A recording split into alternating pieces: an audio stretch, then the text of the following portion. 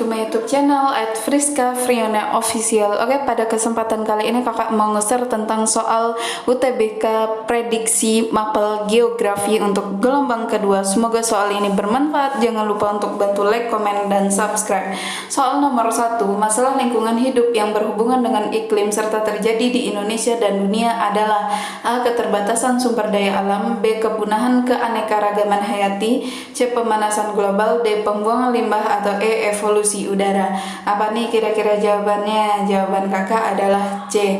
Masalah lingkungan hidup yang berhubungan dengan iklim adalah terjadinya perubahan iklim. Perubahan iklim disebabkan oleh pemanasan global dan terjadinya emisi gas rumah kaca.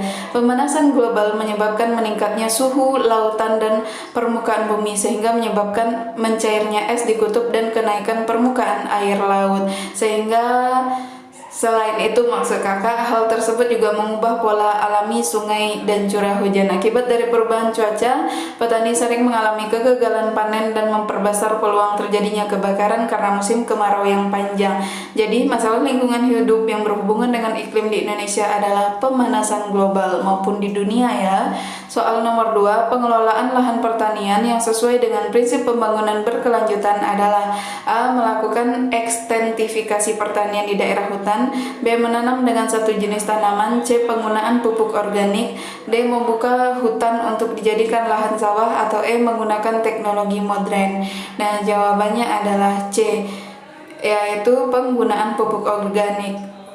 Pembangunan berkelanjutan pada prinsipnya digunakan untuk melestarikan lingkungan dan dapat dimanfaatkan oleh generasi sekarang dan generasi yang akan datang. Adanya perhatian akan generasi yang akan datang memberikan arti bahwa pembangunan tersebut dilakukan terus-menerus dan dilandasi dengan wawasan lingkungan. Jadi dapat disimpulkan bahwa pengelolaan lahan pertanian yang sesuai dengan prinsip pembangunan berkelanjutan adalah dengan menggunakan pupuk organik, karena pupuk organik tidak berdampak buruk bagi generasi yang akan datang. Soal nomor 3, meskipun Australia tergolong negara maju, namun negara tersebut belum dapat dikategorikan sebagai kelompok negara industri paling maju di dunia. Hal ini disebabkan oleh A. Barang tambangnya sedikit, B. Tidak ada industri barat, C. Sumber daya manusia kurang terampil, D. Wilayah yang sebagian besar terdiri dari padang rumput, atau E. Daerah subur sehingga cocok untuk pertanian.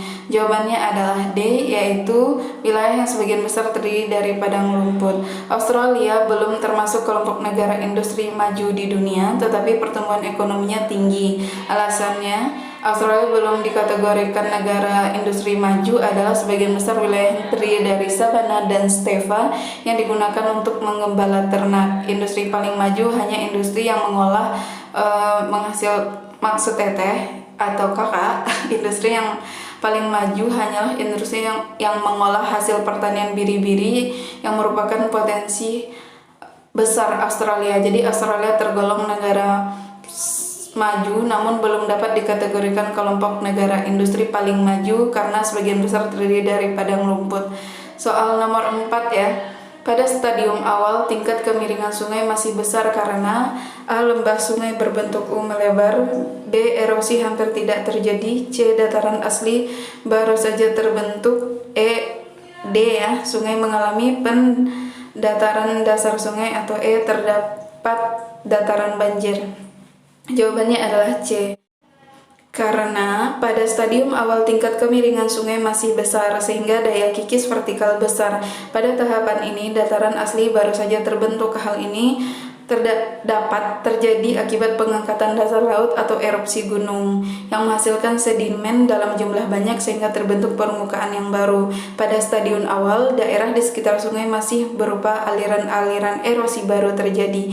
Jadi stadium awal tingkat kemiringan masih besar karena dataran asli baru saja terbentuk.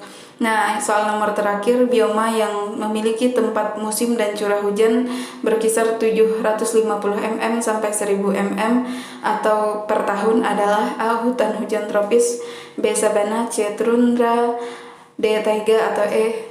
Hutan gugur. Jawabannya adalah E. Kenapa?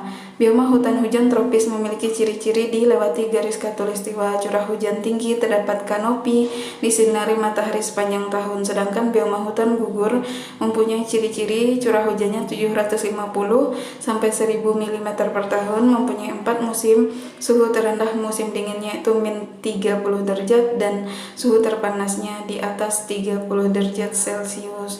Nah, sekian dulu ya pembahasannya. Kalau ada salah-salah kata kakak mohon maaf. See you the next video. Thanks for watching. Kakak ucapkan assalamualaikum warahmatullahi wabarakatuh.